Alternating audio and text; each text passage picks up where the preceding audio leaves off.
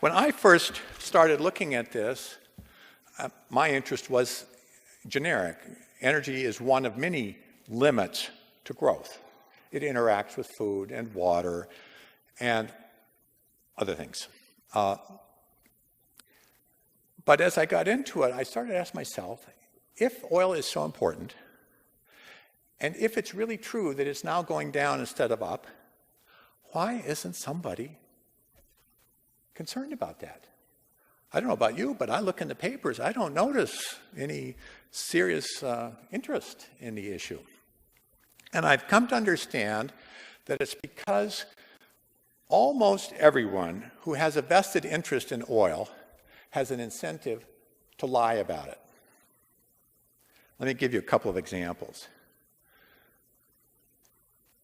When I say lie, I better be careful, because lying implies deliberate effort to mislead. And in some cases, I think people are not deliberately trying to mislead. They simply don't understand the situation, which, of course, means they don't understand it like I do.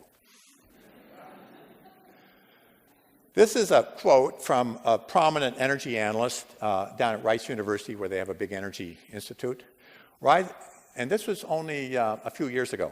Rising energy prices have been accompanied by the usual hysteria about dwindling supplies. The energy problem looming in the early 21st century, that's now, of course, is neither skyrocketing price nor shortages, but long-term trends point to a prolonged oil surplus and low oil prices over the next 2 decades.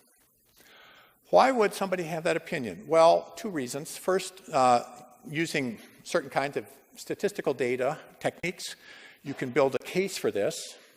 Until recently, at least, oil prices were going down.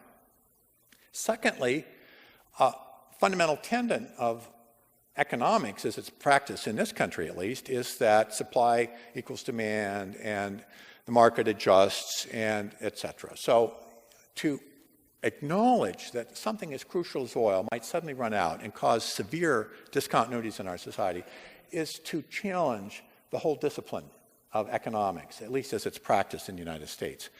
And when given the choice between saying my discipline is invalid versus saying there's going to be more oil someplace, most economists prefer the second option.